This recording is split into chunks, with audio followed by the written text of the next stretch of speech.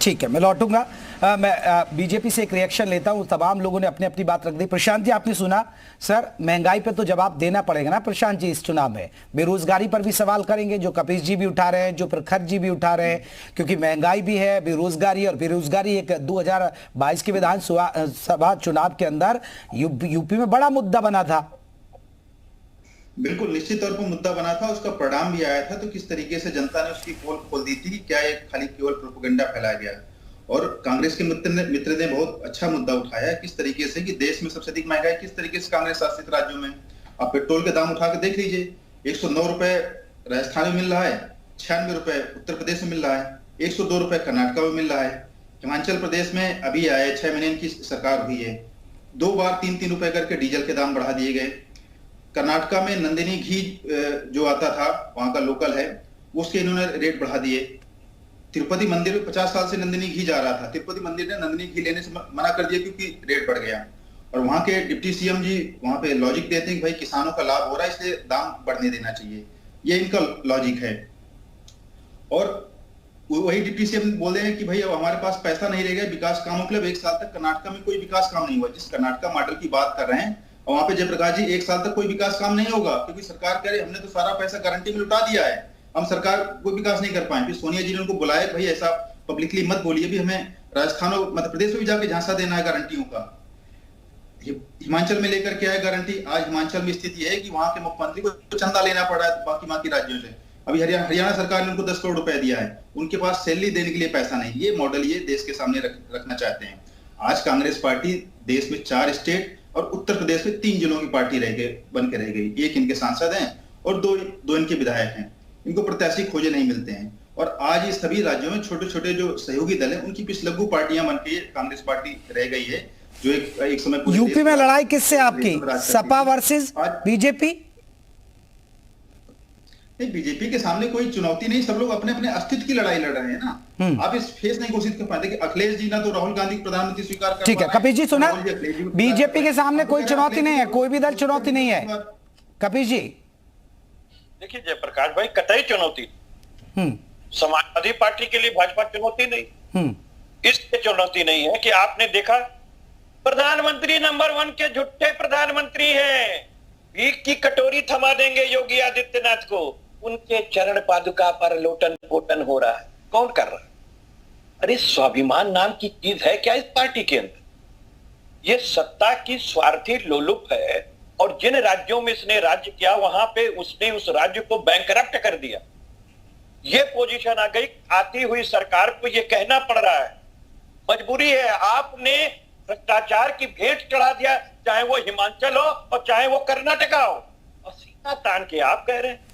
कपिश जी एक बात बताइए, ठीक है आप मुद्दों पर आप बात कर रहे हैं, लेकिन कपिश जी आपकी स्थिति आप बताइए ना। यूपी में अभी तो अकेले नजर आ रहे हैं, 1-2 दल को छोड़कर आप कैसे जीत पाएंगे? वो तो सपा दिखे, उसमें भी पिछली बार भी सपा बीएसपी मिलकर लड़े तो बीएसपी को फायदा हुआ, आपको भी तो फायदा नहीं मिला। मैं आपको बार बार कह कि देखिए, इस बार जो हमारा चुनाव है उसमें कांग्रेस भी शामिल है, राष्ट्रीय लोकदल भी हमारे साथ शामिल है, अपना 10 का मेरावादी भी शामिल है आने वाले में, और भी दल तमाम आने वाले, वो अभी आपको नहीं कह सकता। लेकिन ये पार्टी की स्ट्रेटेजी है। आपको हम एक चीज निश्चित रूप से कह सकते हैं कि जो हमारे मित्र कह रहे थे कि जब आपने कहा कि आप महंगाई का मुद्दा चला और ये मुद्दा चला उत्तर प्रदेश शासन के समय, उत्तर प्रदेश के विधानसभा में, तो ये कह रहे हैं कि नहीं साहब, वो तो अगर चला होता तो हम सरकार में कह दिया। अरे साहब, आप पर लोगों का विश्वास घटा है, 80 सीटें गंवा दी आपने, और आप कह रहे हैं कि कहां बढ़ा। तो आप पे सर, आप जो आज जो आप दलित और पिछड़े की बात कर रहे हैं कपिश जी, आप पर क्यों भरोसा करेगा? ठीक है इनका विश्वास घटा है, आप पर क्यों भरोसा करेगा? दलित ये भूल जाएगा कि समाजवादी पार्टी की सरकार में उनके प्लॉट पर कब्जा हो जाता था? क्या दलित ये भूल जाएगा कि अंबेडकर के नाम पर कितनी यूनिवर्सिटियों के नाम चेंज कर दिए आपकी सरकार में? आपको लग रहा है कि दलित इस पर नाम पर आपके साथ जुड़ जाएगा? अच्छा एक बात बताइए, बहन मायावती जी 2019 में हम लोग के साथ गठबंधन करके चुनाव लड़े। बहन मायावती जी की पार्टी के लिए अभी आपने कहा हमारे रघुवंशी जी से कि आप तो दलित बेस पार्टी हैं। अगर हमने वाकई दलितों का कल्याण किया ना होता तो क्या वो हमारे साथ गठबंधन में आती? क्यों आती? अगर हमने दलितों को अपमानित किया होता, उनके लिए संघर्ष ना किया होता, उनके लिए काम ना किया होता, तो क्या वो हमारे साथ चुनाव लड़ रही हैं? और हम तो आज भी कह रहे हैं कि हमने बहुजन समाजवादी पार्टी को कभी नहीं कहा कि आप जाओ। उन्होंने प्रेस वार्ता करके कहा, 0 से 10 सीट वो हुई, बावजूद उसके उन्होंने क्या कहा कि नहीं भाई, हम के वोटों का फायदा नहीं मिला। फिर भी समाजवादी पार्टी ने कुछ नहीं कहा, इसलिए कि बहन जी सोशलिस्ट विचारधारा की है और सांप्रदायिक विचारधारा की नहीं। बहुत सी मजबूरियां होती हैं, वो तमाम दलों के सामने समय पे आती है, मीडिया भी समझती है। लेकिन मैं एक बात तो आपको कह रहा हूं कि अगर विश्वसनीयता इनकी घटी ना होती तो 13.5% मतों की अभिवृद्धि समाजवादी पार्टी में होकर के 36.5% ना हुई होती। ठीक है गौरव जी एक रिएक्शन दलितों पर, आपका रिएक्शन जिस तरह का कि वाकई में ये कह रहे हैं कि समाजवादी पार्टी अगर दलितों के लिए काम नहीं करती तो फिर आप साथ नहीं आते पिछले चुनाव में। जयप्रकाश जी, आप प्रश्न गलत कर रहे हैं। मेरी लड़ाई समाजवादी पार्टी से नहीं है, मेरी लड़ाई सत्तासीन पार्टी से है और हम लोग संघर्ष सत्तासीन पार्टी के खिलाफ कर रहे हैं, भाजपा के खिलाफ कर रहे हैं। भाजपा की संप्रदाय, देखिए लड़ाई तो सर यहाँ दलितों पर तो ये भी तो सर दलितों पर ये भी तो अपना दावा जता रहे ना बीजेपी वाले भी। गौरव जी लड़ाई तो है, वोट बैंक की तो है, पीडीए बना लिया इन्होंने तो। सपा ने तो पिछड़ा दलित अल्पसंख्यक का एक पीडीए बना लिया है, पीडीए को मजबूत कर रहे हैं। जयप्रकाश जी, हाँ जयप्रकाश जी ये दावा हिंदुत्व पे भी करते हैं, लेकिन क्या जो विपक्षी दलों को हिंदुओं का वोट मिलता है, क्या वो हिंदू नहीं है क्या? ऐसा नहीं है। हर दल को कुछ परसेंटेज में वोट मिलता है, लेकिन बहुतायत में जिसे मिलता है उसका ही। और केवल दलितों की बात नहीं है यहाँ पे जो अगड़ों में जो पहली बार बहन जी एक ऐसी नेता थी जिन्होंने पहली बार अगड़ों के आरक्षण की बात की थी। आपको अगर याद होगा, न ये भाजपा थी न वो कोई और पार्टी थी। ठीक है प्रखर जी यहाँ देखिए, और लगातार मैं आ रहा हूँ गौरव जी, लौटूंगा। प्रखर जी एक चीज मैं समझना चाहता हूँ प्रखर जी, क्योंकि यहाँ लड़ाई, आ रहा हूँ गौरव जी।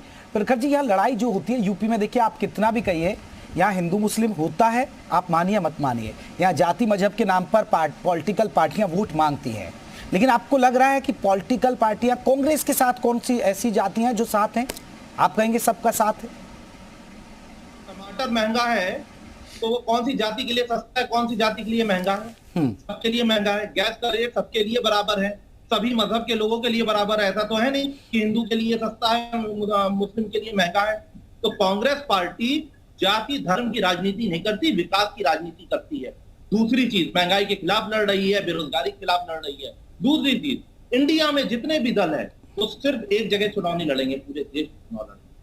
अगर इंडिया में अगर उत्तर प्रदेश में चुनाव लड़ रहा है इंडिया, तो बेंगलोर में भी चुनाव लड़ रहा है, तो वो राजस्थान में भी चुनाव लड़ रहा है और हर जगह इनको हराएंगे। अच्छा, बात करते, बड़ी बड़ी बातें बीजेपी के लोग करते हैं। मंच से बीजेपी के नेता नरेंद्र मोदी जी ने मंच से बोला था कि बाकी सब दल भ्रष्टाचारी है। अजीत पवार जी का नाम लिया था कि वो भ्रष्टाचारी है। उसके बाद क्या हुआ? उनके दल में जब वो आ गए, उनसे गठबंधन कर लिया तो भ्रष्टाचारी नहीं रहे। तो या तो नरेंद्र मोदी जी ने सच बोला था या तो झूठ बोला था, दो में से एक ही चीज होगी। तो ये जो झूठी सरकार है, झूठे लोग हैं, इन पर कोई भरोसा नहीं कर रही अब देश की जनता। इनको हराएगी, अभी कर्नाटका हराई है, राजस्थान हराएगी, मध्य प्रदेश हराएगी, छत्तीसगढ़ हराएगी, मिजोरम हराएगी, तेलंगाना हराएगी और आने वाले 2024 के चुनाव में भारी मतों से इंडिया जीतेगा। चलेगा इंडिया, बढ़ेगा इंडिया। ठीक है प्रशांत जी एक सबसे बड़ी लड़ाई है वोट बैंक की, पिछड़ा और दलित की लड़ाई। देखिए समाजवादी पार्टी की तरफ से तो पीडीए को मजबूत किया जा रहा है, एमवाई फैक्टर की तो बात छोड़ दीजिए, एमवाई को उनको लगता है कि इनके साथ मुस्लिम भी हैं और यादव भी हैं। तो यहाँ तो देखिए यूपी में तो बड़ा कास्ट फैक्टर है, आप यहाँ तो एक एक वोट जरूरी होता है और खासकर कास्ट के नजरिए से हर पॉलिटिकल पार्टियां अपनी रणनीति बनाती है। सर आपके साथ फिर क्या है? देखिए जयप्रकाश जी, 73 साल अपने लोकतंत्र को बने हो गए और देश की जनता बहुत मैच्योर हो गई है। उसको पता है कि उसका हित कहाँ पर है, उसका हित उसको पता है कि उसको कहाँ से मकान मिल रहा है, कहाँ से टॉयलेट मिल रहा है, कहाँ से राशन मिलेगा, कहाँ से हेल्थ कार्ड मिलेगा, सबको अपना अपना लाभ पता है। तो अब वो खाली इन सब चुनावी बातों से, खाली चुनाव के समय जातियों का नाम लेने से वोट नहीं देने वाले हैं। ये हम लगातार 14 से सारा पैटर्न देख रहे हैं। 22 के चुनाव में इस तरह प्रोपेगेंडा फैलाया गया, लेकिन कोई भी समाज इस तरह के झांसे में नहीं आया। और भारतीय जनता पार्टी सबका साथ सबका विकास लेकर के सभी दलों को साथ में, सभी जो भी सामाजिक वर्ग है सभी को साथ में लेकर के चलने का काम करें। हमें समाज के सभी वर्गों को वोट मिलना है, किसी एक वर्ग विशेष जाति विशेष की पार्टी नहीं है। जो हम कहते हैं उसके बाद भी वही चीज करते हैं, लेकिन बाकी दल जो सत्ता के समय आते हैं तो एक जाति। कपिल जी जल्दी से एक रिएक्शन, एक बड़ा सवाल है। देखिए ये तो अगर आप पिछड़े दलित और गरीब की बात कर रहे हैं तो बीजेपी तो कह रही है देखिए हम आयुष्मान कार्ड जैसी योजना दे रहे हैं, गरीबों को घर दे रहे हैं, गरीबों को राशन दे रहे हैं और लगातार दे रहे हैं। ये सारी योजनाओं को इन्होंने भ्रष्टाचार की भेंट चढ़ा दिया है। हाँ। आयुष का आप एक गूगल पर सर्च करके देख लें, उसमें पुरुषों के गर्भाशय निकाले गए, पुरुषों के गर्भाशय। अरे पता नहीं कहां से छान करके ले आए। अगर किसी पुरुष के अंदर गर्भाशय होता हो तो बताइए कैसे आप पेमेंट कर रहे हैं? आप अपने लोगों को कैसे अपलिफ्टमेंट कर रहे हो दुनिया देख रहे। अब मैं एक बात कह रहा हूं, फूड बिल आप लाए नहीं कि जिसकी वजह से आप राशन दे रहे हैं। चलिए कपिल जी संपर्क टूट गया। आप सभी मेहमानों का बहुत बहुत शुक्रिया। 24 का चक्रव्यूह किसके क्या मुद्दे रहने वाले हैं ये हमने अब दिखाया आपको।